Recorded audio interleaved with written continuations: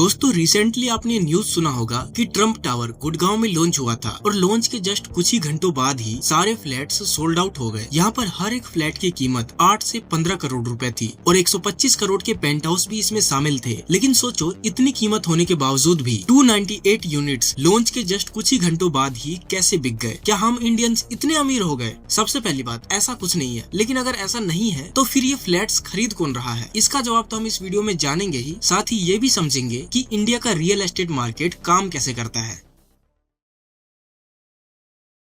तो दोस्तों इसको समझने के लिए हमें पहले इंडिया के हाउसिंग मार्केट के 3 लेवल को समझना पड़ेगा। देखो इंडिया में 3 तरह के हाउसिंग मार्केट है। सबसे पहला है अफोर्डेबल होम्स। इस सेगमेंट में आते हैं इंडिया के 16 to 24% बायर्स और ये फ्लैट्स ज्यादातर सब अर्बन एरियाज में होते हैं। मतलब शहर से थोड़ा हट के एक आम आदमी को यहाँ घर खरीदने के लिए बहुत सारे पेपर वर्क करवाने पड़ते हैं और हर महीने की EMI का टेंशन अलग रहता है। लेकिन ये घर भी खरीदने के लिए लोगों को 10 से 20 साल तक हार्डवर्क और पेशेंस के साथ काम करना पड़ता है, तब जाकर वो कहीं ये घर भी अफोर्ड कर पाते हैं। 20 से 50 लाख तक इन फ्लैट्स की कीमत होती है और इनकी पूरी जिंदगी इन्हीं फ्लैट्स में निकल जाती है। दूसरा है मिड रेंज मार्केट। इस सेगमेंट में इंडिया के 48% बायर्स आते हैं। इसमें आते हैं अपर मिडिल क्लास इंडियंस जो 50 लाख से 2 करोड़ तक के घर को अफोर्ड कर सकते हैं, लेकिन वो भी बैंक लोन्स का सहारा लेते हैं और मेन सिटी के अंदर किसी अच्छे से लोकेलिटी में अपना डिसेंट सा घर खरीद लेते हैं। लेकिन ध्यान रहे ये लोग भी लोन या EMI दे रहे हैं और इन्होंने घर लिया होता है खुद के रहने के लिए, न कि कोई इन्वेस्टमेंट पर्पस के लिए। तीसरा है प्रीमियम और लग्जरी होम्स। इस सेगमेंट में इंडिया के 23% प्रीमियम बायर्स आते हैं और 5% लग्जरी होम बायर्स। इसमें आते हैं HNIs यानी हाई नेटवर्थ इंडिविजुअल्स, NRI यानी non resident Indians, corporate heads, celebrities, unicorn startup founders, बोले तो एलिट क्लास के लोग। ये लोग ही इन प्रॉपर्टीज को खरीदते हैं। इनका मकसद होता है अपना इन्वेस्टमेंट पोर्टफोलियो बढ़ाना, ब्लैक मनी को व्हाइट करना, खुद के लिए एक लग्जरी घर खरीदना, अपना स्टेटस दिखाना या एक विजिबल एसेट तैयार करना। और हाँ, जरूरी नहीं है कि सभी ब्लैक मनी को व्हाइट करने के लिए ही इन प्रॉपर्टीज को खरीदते हैं, लेकिन बहुत सारे लोग सिर्फ इसी वजह से खरीदते हैं। ये लोग डायरेक्ट मनी या चेक से अपना फुल पेमेंट कर देते हैं। EMI का कोई चक्कर ही नहीं है। ये प्रॉपर्टीज इनको लॉन्ग टर्म में काफी प्रॉफिट बनाकर देते हैं। इन घर की कीमत 10 करोड़ से 200 करोड़ तक होती है। इन घरों में वो हर सुविधाएं होती है जिससे एक इंसान लग्जरी लाइफ जीने का अनुभव कर सके। ये प्रॉपर्टीज इनके लिए एक स्टेटस सिंबल होता है। घर एक बेसिक नीड होता है, हर कोई इसे चाहता है। आपने देखा होगा अपने चारों तरफ लोग एक घर खरीदने के लिए अपने लाइफ की पूरी सेविंग्स तक लगा देते हैं, फिर भी वो एक ठीक ठाक घर नहीं खरीद पाते और दूसरी तरफ 100-200 करोड़ के फ्लैट्स कुछ ही घंटों में बिक जाते हैं। इसके पीछे एक अलग ही कहानी है। अभी आगे बताता हूँ क्यों और कैसे इतने महंगे अपार्टमेंट्स और पेंट हाउस कुछ ही दिनों या कुछ ही घंटों में बिक जाते हैं। दोस्तों लग्जरी हाउसिंग मार्केट का सेगमेंट बहुत छोटा है। HNIs, NRI, सेलिब्रिटीज, CEOs और बिजनेसमैन इन घरों को खरीदते हैं। चलो आपको कुछ एग्जांपल्स दिखा देता हूँ। आप सभी को पता होगा गुड़गांव के ट्रम्प टावर के बारे में, नहीं पता तो सुन लो। मई 2025 में ट्रम्प टावर के 298 यूनिट्स जिसके दाम 8 से 15 करोड़ रुपए थे, वो लॉन्च होने के जस्ट कुछ ही घंटों बाद ही सोल्ड आउट हो गए, जिसमें 125 करोड़ के पेंट हाउस भी शामिल थे। मतलब समझे दोस्तों, 3250 करोड़ रुपए की इन्वेंट्री कुछ ही घंटों में बिक गई। ज्यादातर NRIs दुबई, लंदन और सिंगापुर से थे। कुछ टेक एंटरप्रेन्योर्स और कुछ बिजनेसमैन थे जिन्होंने इन प्रॉपर्टीज को खरीदा है। ट्रम्प टावर का प्रोजेक्ट स्मार्ट वर्ल्ड डेवलपर्स और ट्रिबेका डेवलपर्स मैनेज कर रहे हैं, जो अपनी प्रॉपर्टीज में इंटरनेशनल क्वालिटी का स्टैंडर्ड ऑफर करते हैं। ऊपर से ट्रम्प टावर की ब्रांडिंग खुद में ही बहुत स्ट्रॉन्ग है। ये प्रॉपर्टी सिर्फ एक घर नहीं बल्कि एक ग्लोबल एसेट और लाइफ स्टाइल इन्वेस्टमेंट के रूप में देखी जा रही है। और ऐसा पहली बार नहीं हुआ है। 2018 में भी दिल्ली NCR में ट्रम्प टावर लॉन्च होते ही कुछ ही दिनों में सोल्ड आउट हो गया था और अब बायर्स को उसकी डिलीवरी भी मिलने वाली है। 2023 में ड्रीम 11 के को-फाउंडर ने एक सिंगल लग्जरी फ्लैट खरीदा जिसकी कीमत 138 करोड़ रुपए थी, यानी लगभग $16 मिलियन के बराबर। इसी बिल्डिंग में परम कैपिटल के डायरेक्टर मुकुल अग्रवाल ने भी 263 करोड़ रुपए के 3 फ्लैट्स परचेज किए। ऐसे ही डील्स ज्यादातर billionaires, startup founders, tech CEOs और बॉलीवुड सेलिब्रिटीज करते हैं, जो इन प्रॉपर्टीज को अप फ्रंट पेमेंट करके एक्वायर करते हैं। वालकेश्वर रोड, मालाबार हिल्स में आजकल दर्जनों नए लग्जरी अपार्टमेंट्स बन रहे हैं। यहाँ बायर्स को bespoke amenities, sea facing views और देश के सबसे महंगे पर स्क्वायर फुट रेट्स पर घर मिलते हैं, जो लगभग 1.45 लाख रुपीस पर स्क्वायर फुट तक पहुँच चुके हैं। और फिर दिसंबर 2024 में DLF कैमिलियाज में एक सिंगल पेंट हाउस 195 करोड़ रुपए में बिका, जो दिल्ली NCR का सबसे महंगा पेंट हाउस था। और इसका खरीदार कोई इंटरनेशनल बायर नहीं है, बल्कि दिल्ली के ही एक लोकल बिलियनियर ने इसे खरीदा है। लेकिन जरूरी नहीं है कि लग्जरी होम्स खरीदना हमेशा सेफ इन्वेस्टमेंट ही होता है। कई बार इसमें भी प्रॉब्लम फेस करना पड़ सकता है। 2025 में एक NRI बायर ने गोदरेज प्रॉपर्टीज पर केस कर दिया जब डेवलपर ने उनके 2 लग्जरी फ्लैट बुकिंग्स कैंसिल होने के बाद 97 लाख रुपीस रिफंड करने से मना कर दिया। जब तक उनका केस कोर्ट में चल रहा था वही फ्लैट्स दोबारा बेच दिए गए, लेकिन Maharashtra real estate regulatory authority MahaRERA ने फाइनली बायर के फेवर में फुल रिफंड का ऑर्डर दिया। ये इंसिडेंट दिखाता है कि लग्जरी रियल एस्टेट कितना हाई स्टेक्स और लीगली कॉम्प्लेक्स हो सकता है, चाहे बायर अल्ट्रा रिच ही क्यों ना हो।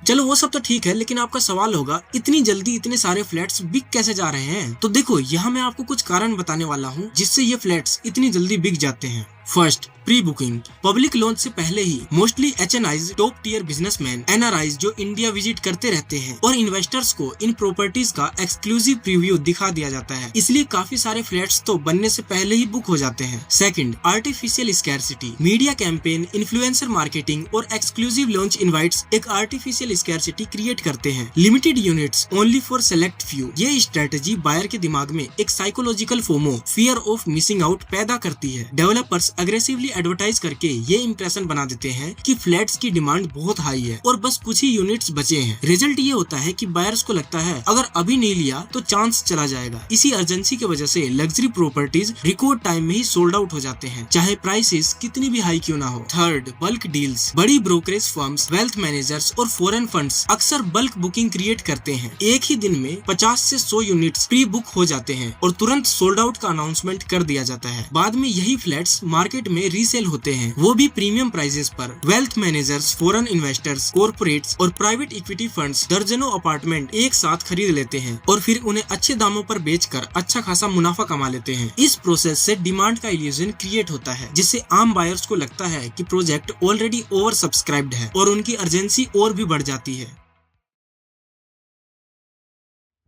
चलो ये भी ठीक है, लेकिन इन लोगों के पास इतना पैसा आता कहाँ से है, ये भी तो समझना जरूरी है ना। चलो आगे देखते हैं। First, black money. बिल्कुल सही सुना आपने, ब्लैक मनी। लग्जरी फ्लैट्स का इस्तेमाल अनडिक्लेयर्ड वेल्थ को छुपाने के लिए किया जाता है और ये आज से नहीं बहुत पहले से किया जा रहा है। लोग अपना काला धन प्रॉपर्टीज में इन्वेस्ट करके छुपा लेते हैं। सरकार ने कई सारे नए रेगुलेशंस और चेक्स लागू किए हैं, लेकिन फिर भी आज भी बहुत सारे घर किसी रियल ओनर के नाम पर नहीं बल्कि केयर टेकर्स या स्टाफ के नाम पर रजिस्टर होते हैं। कभी सेल कंपनीज के थ्रू रजिस्टर किए जाते हैं। और ब्लैक मनी को छुपाने के और भी कई तरीके मौजूद है मार्केट में, जिससे लोग अपना undeclared wealth in luxury properties के जरिए कंसील कर देते हैं। Second, foreign inflows. NRI और फॉरेन इन्वेस्टर्स इंडिया की लग्जरी रियल एस्टेट की डिमांड को काफी बूस्ट कर रहे हैं। लगभग 80% से ज्यादा रियल एस्टेट डेवलपर्स अब अपने नए और लग्जरी अपार्टमेंट्स इन्हीं फॉरेन इन्वेस्टर्स और NRIs के भरोसे डेवलप कर रहे हैं और बैंक्स भी इन बायर्स को ओपनली लोन प्रोवाइड कर रहे हैं, जिससे ये सेगमेंट और भी तेजी से ग्रो कर रहा है।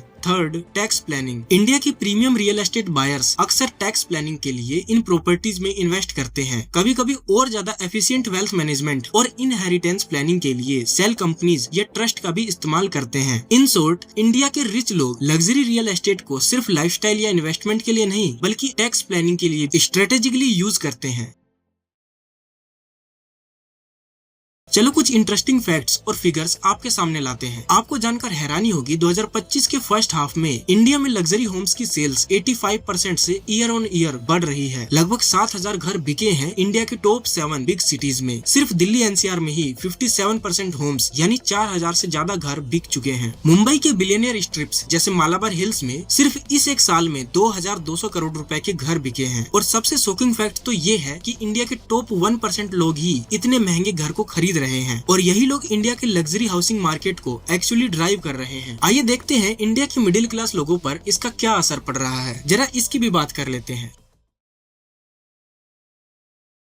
ये जो बड़ी बड़ी हेडलाइंस आपको हर कुछ दिनों में न्यूज़पेपर या टीवी न्यूज हेडलाइंस में देखने को मिलता है कि करोड़ों रुपए के टावर्स एक ही दिन में सोल्ड आउट हो गए, ये आम लोगों के दिमाग में एक इल्यूजन क्रिएट करता है कि जो अमीर आदमी है वो अमीर बनते जा रहा है और रियल एस्टेट का प्राइस बढ़ते जा रहा है। मीडिया और हेडलाइंस के ये विजुअल्स बायर के डिसीजन मेकिंग पर साइकोलॉजिकल प्रेशर डालते हैं, जिससे डिमांड और अर्जेंसी का परसेप्शन आर्टिफिशियली बढ़ जाता है। लेकिन सच्चाई तो ये है कि इन बड़े बड़े अपार्टमेंट्स और पेंट हाउस को इंडिया के कुछ एलिट एलिट क्लास लोग ही अफोर्ड कर पा रहे हैं। हर कोई इसे नहीं खरीद रहा और वो लोग भी इन फ्लैट्स में रहने के लिए इसे नहीं खरीदते हैं। वो सिर्फ अपने इन्वेस्टमेंट पोर्टफोलियो को स्ट्रॉन्ग बनाने के लिए, अपना पैसा ग्रो करने के लिए, टैक्स प्लानिंग और अपना स्टेटस मेंटेन करने के लिए ये फ्लैट्स खरीद रहे हैं। कभी जाकर देखना इन लग्जरियस बिल्डिंग में बहुत सारे सोल्ड आउट फ्लैट्स तो खाली ही पड़े रहते हैं, क्योंकि ये रियल रेजिडेंस के लिए तो है ही नहीं, सिर्फ स्ट्रेटेजिक इन्वेस्टमेंट्स के लिए ही इसे परचेज किया गया होता है। दूसरी तरफ जो मिडिल क्लास बायर्स हैं, वो एक एवरेज घर भी मुश्किल से अफोर्ड कर पा रहे हैं और अगर खरीद भी लेते हैं तो उनकी ईएमआई, लोन्स और डेट उनका पीछा सालों तक नहीं छोड़ते। कभी कभी तो ये फाइनेंशियल बर्डन डेकेड्स तक चलते जाते हैं। ये कॉन्ट्रास्ट क्लियरली दिखाता है कि लग्जरी हाउसिंग और मिडिल क्लास हाउसिंग के बीच कितना बड़ा गैप है और मार्केट में किस लेवल की इनइक्वालिटी है। तो क्या ये वीडियो मैं आपको डराने के लिए बना रहा हूँ? बिल्कुल नहीं। इस वीडियो को बनाने का मेरा मकसद ये है कि आपको ये बताऊं कि आप जो ये रोज हेडलाइंस में देखते हो कि 200 करोड़ के पेंट हाउस कुछ ही घंटों में बिक जा रहे हैं, 10-15 करोड़ के फ्लैट्स यूं ही बिक जा रहे हैं, ये सिर्फ कुछ एलिट क्लास लोग ही खरीद पा रहे हैं, वो भी सिर्फ अपने पोर्टफोलियो को डाइवर्स करने के लिए। असल में काफी सारे फ्लैट्स तो खाली ही पड़े रहते हैं और काफी ओनर्स इन फ्लैट्स को खरीद कर किराए पर चढ़ा देते हैं। हर बायर जो इन फ्लैट्स को खरीद रहा है वो इसमें रहने के लिए नहीं खरीद रहा। और एक बात, 95% लोग आज भी घरों के बढ़ते कीमत से परेशान हैं और एक डिसेंट सा घर खरीदने के लिए भी उनको सालों तक मेहनत करना पड़ता है। हम सबका पहला गोल ये होना चाहिए कि एक अच्छा सा घर अपने लिए और अपने परिवार के लिए जल्द से जल्द खरीद लिया जाए, ताकि हमारी आने वाली लाइफ सिक्योर रहे। बाकी जो भी हो, कम से कम इतना तो होगा कि हमारे पास खुद का घर होगा, एक फाइनेंशियल और इमोशनल सिक्योरिटी होगी। अगर ये वीडियो आपको पसंद आई तो लाइक जरूर कर देना और अपने दोस्तों के साथ शेयर जरूर करना, और बिजनेस और फाइनेंस में इंटरेस्टेड हो तो इस चैनल को सब्सक्राइब भी कर लेना।